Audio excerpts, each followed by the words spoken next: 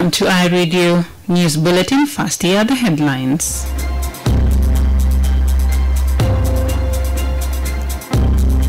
Security forces have been deployed around the National Parliament this morning as support staff lay down their tools over delayed salary arrears. 6 armed youth who were arrested over the weekend for allegedly erecting illegal checkpoints in Ezo County of Western Victoria State have been released. And the ex-wife of the Humanitarian Affairs and Disaster Minister says she was shocked by the deportation of her son along with several others from Nairobi, Kenya. These stories and more coming to you in this news bulletin with me, Yar Ajakden, and now the news in detail.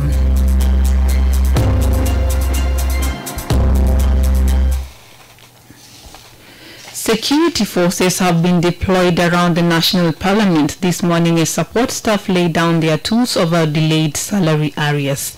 The workers are demanding their 6-month salaries. iRadio's reporters witnessed police vehicles and personnel around and within the premise of the August House. According to an MP, the Parliament decided to adjourn today's sitting due to the sit-down strike. Joel Nungik confirmed the deployment of the police to iRadio this morning. No, the situation is that there is a bit of confusion because there is no threat of violence, but the police is everywhere and it is just like the situation is confused. It's confused. Everybody does not know what is happening. But the MPs are just standing under trees, the police are on vehicles, they are sitting there, MPs are just there and nobody even addressing these issues.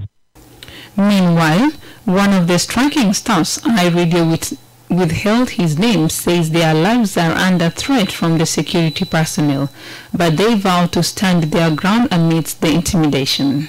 We have decided to call in the police. We are now under threat. We don't know what is happening, whether they will be arresting staff, but we will not give up. We'll continue with our stand. We'll make sure we are given something from that 200 million SSP. The staff also pointed out insufficient work-related areas, transport and other benefits at some of the challenges they face. Mr. Joel Nungik has accused the Parliament leadership of neglecting the support staff. And to make the matter worse is not that the Parliament does not have the money. Last week, 200 million came. But where this 200 million went to, nobody knows. Because the Speaker came up with the trip going to Western Equatoria, and much of that money was spent on that trip because he chartered the plane. On Saturday and Friday, the Speaker and the clerk, the Speaker went to Uganda, and then clerk went to Arusha. So now there is no any leadership in the Parliament to address these issues. So the strike is likely to continue, and we are about to sit today as members of the Parliament. We are supposed to sit to discuss the bill on one line. That is not possible now because the staff have not brought attendance for us to sit and discuss the bill.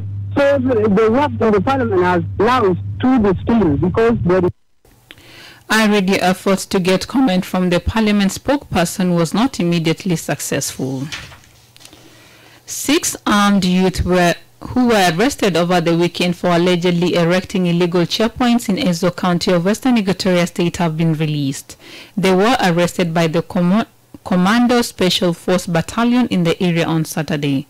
The unnamed young men were reportedly found in possession of 2 illegal firearms and machetes. Charles Abel Sudani is the commissioner of Ezo County. He says during an investigation, the 6 men said they were carrying the guns to protect their farms from the nomadic pastoralist known as Ambororo, a justification the security forces decided to release them. Sudani explains to iRadio. Actually, these boys, they were not criminals. These boys, they were going actually to check on their farm from the entry of the Ambororo with their animals to the land, whereby anytime the Ambororo come in, they destroy all the farms and the crops. Unfortunately, as they were going, the commando were towering with our honorable. Then they crossed the road and then they were arrested. After arresting, then the issue was investigated and they were found not guilty. They were found they were going to defend their land from the Amboro, who are coming in to destroy their farms, and they were released at the spot. That was Charles Abel Sudani, the Commissioner of Ezo County, speaking to iRadio. The ex-wife of the Humanitarian Affairs and Disaster Minister says she was shocked by the deportation of her son along with several others from Nairobi, Kenya. On Thursday last week, the Kenyan government expelled 14 South Sudanese children related to the minister, Peter Mayen Majongdit. The children are 7 girls and 7 boys. They were handed over to the South Sudan government at Juba International Airport by the Kenyan authorities. The Deputy Minister of Foreign Affairs Deng Dao and Major General Amol Aneth Rich, the Director of the Security Interpol, received the children.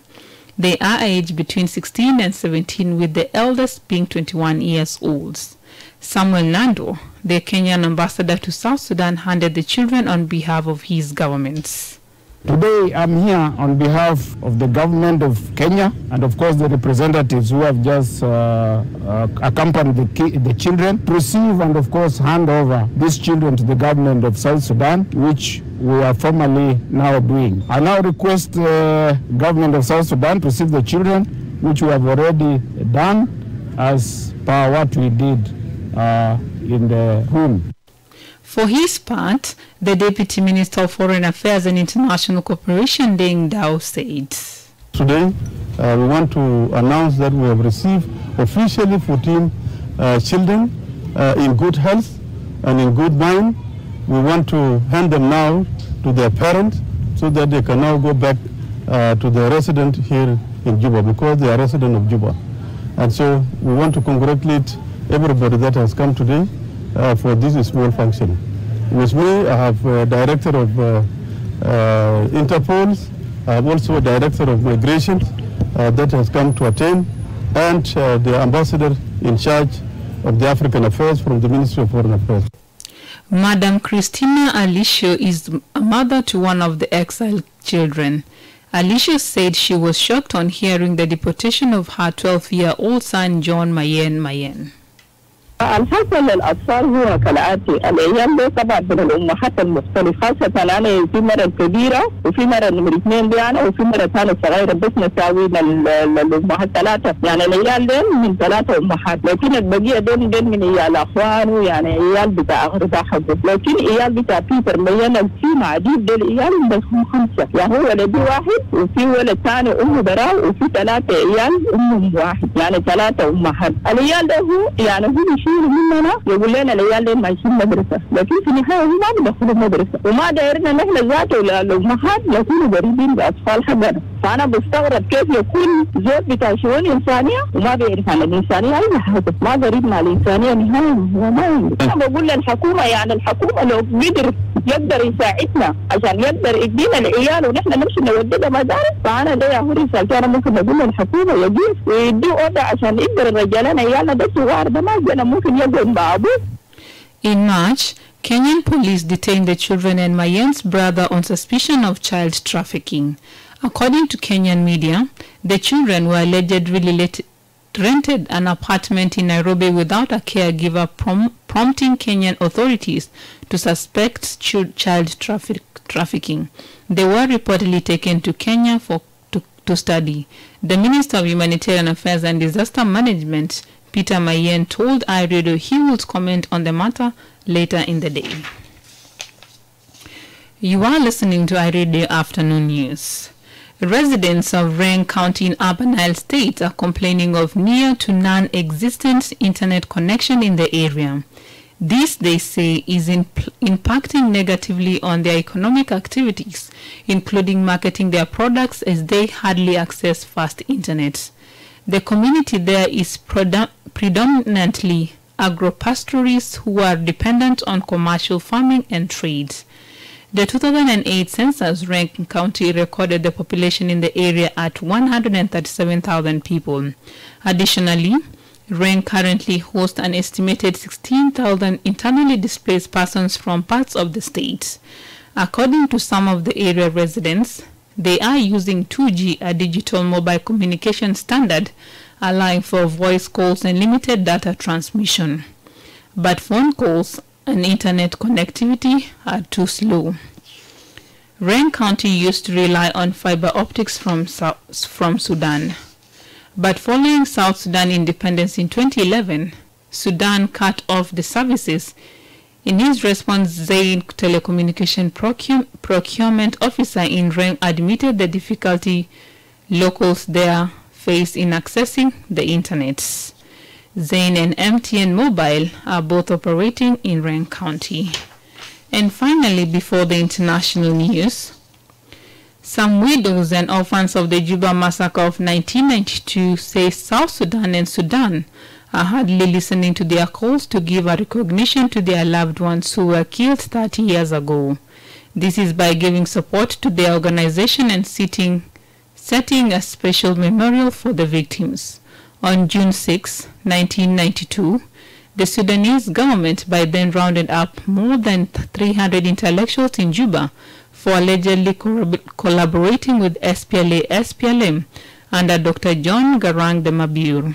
Some of them were civil servants, traders, soldiers, prison wardens, and police officers under the then Khartoum regime.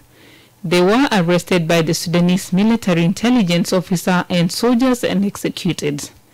According to the Juba Massacre of 1992 Widows and Orphans Association, they previously petitioned the then Vice President of Southern Sudan after the 2005 Comprehensive Peace Agreement, seeking answers about where their loved ones belonged. The association said they also petitioned the then Governor of Central Equatoria State, Clement Wani Konga. They also requested a group of bishops in the country to help pressure the government to give answers, but all the efforts were not responded to. Fendesia Charles Ladu is the spokesperson of the Juba Massacre of 1992 Widows and Orphans Association. She decries why the cries are not heard by the authorities. People are not recognizing us, and there is no help from the government because they were thinking that coming up with this association, they will get some answers about what happened to their disappeared loved ones. But it is now 30 years, as I'm telling you. There is no any recognition, there is no anything given to them. So majority of them dropped out, but we remain. We are now remaining like 50-something, and we have decided to commemorate this day and to honor these people. The 1992 Juba Massacre is marked every year on June 6 to remember those tortured and eventually killed by the then Sudanese government. Organized by the Juba Massacre of 1992 Widows and Orphans Association, the theme for this year is A Father to the Fatherless. A defender of widows is God in his holy dwelling. A biblical quote from Psalm 64, 5-6. Last year, some of the widows and orphans of the 1992 Juba Massacre called on the government to provide particular service to them. They wanted the government to provide free education, housing, and medical insurance for the children and widows of the martyrs. You are listening to IRD Afternoon News, and after the story is making headlines in the region and international scene, my colleague Lugala Mulai joins us, and this international news is proudly brought to you by MTN. Freedom is everyone's desire. Freedom is what makes you and me happy. Freedom is called Horea in my country. My telecom network has chosen to give me freedom. MTN is my network. I have the freedom. I choose affordable and reliable. Horea Bundles is my way. MTN introduces to you Horea Bundles, giving you the freedom to call across all networks with the same bundles. Subscribe by dialing *100 *3 *4 hash and get 15 minutes for only 100 SSB and 30 minutes for 150 SSB, valid for 1 day. Horea, pure freedom.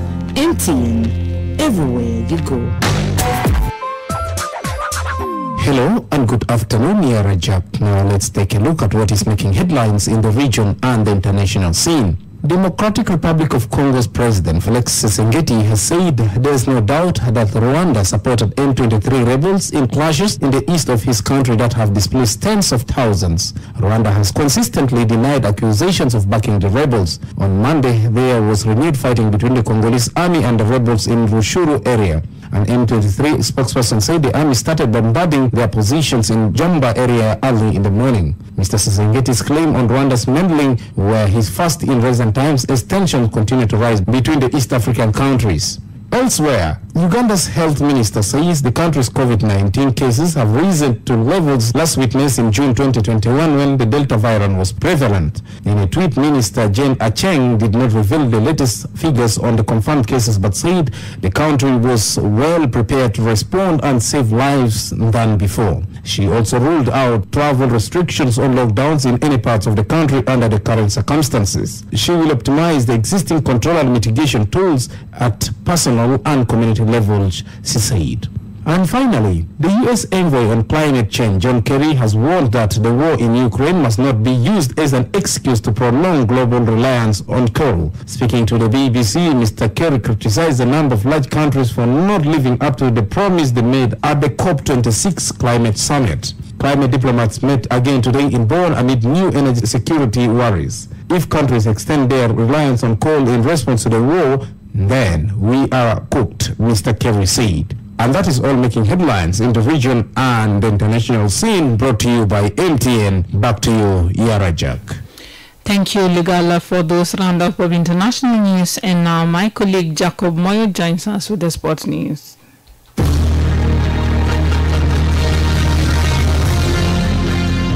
To start with, South Sudan national team Bright Stars have arrived safely in Kampala early this morning. This is after they played against the Gambia in Senegal on Saturday, the game which ended 0-1 for Gambia in AFCON qualifiers. The team will have a 3-day ahead of their game against Mali, which is scheduled on 9th this month.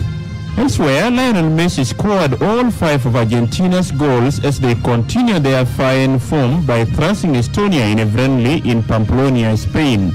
The Argentine swept aside Italy 3-0 in the Finalissima, a game between the champions of Europe and South America on Wednesday.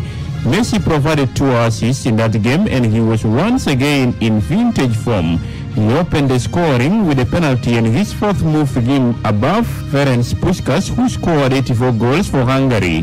Messi is now the 4th highest scorer in men's international football, behind only Malaysia's Mokhtar Dahri, 89, Iran's Ali Daei, 109, and Portugal's Cristiano Ronaldo, 117. French Open champion Rafael Nadal says he does not want to keep playing if he continues to need anesthetic injections to numb chronic foot pain. Nadal, 36, won his record-extending 14th title at Roland Garros, having no feeling in his left foot. The Spaniard had multiple injections during a tournament where he won his 22nd Grand Slam title on Sunday.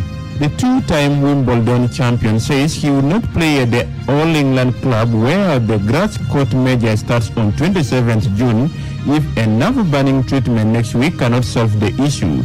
Nadal suffers from well-away syndrome, a rare degenerative condition that affects bones in the feet, and was limping at the Italian Open just 10 days before Roland Garros began. End of iReady Sports News, and back to you, Yara Jack Deng, in the studio.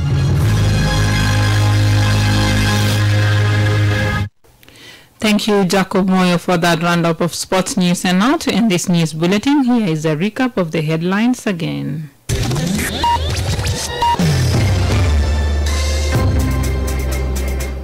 Security forces have been deployed around the National Parliament this morning as support staff lay down their tools over delayed salary arrears. 6 armed youths who were arrested over the weekend for allegedly erecting illegal checkpoints in Ezo County of Western Equatoria have been released. And the ex-wife of the Humanitarian Affairs and Disaster Management Minister says she was shocked by the deportation of Hassan along with several others from Nairobi, Kenya. That's the end of iReady Afternoon News. You can also get these stories and updates by subscribing to iReady News Alert on your MTN South Sudan number. Call 700-700# and follow the instructions. If there is a story or an event you would like iReady to cover or report about, please send us a text message on +211 925 287870. It is also our WhatsApp number. Follow us on Twitter at iRadio Juba, like our Facebook page iRadio, subscribe to our YouTube channel iRadio South Sudan, and watch our comprehensive interviews. You can also visit our website and listen to us online at www.iradio.org. Stay tuned for the news in Arabic at 1:30 the hour. I am Yar Ajak Deng. Thank you for listening.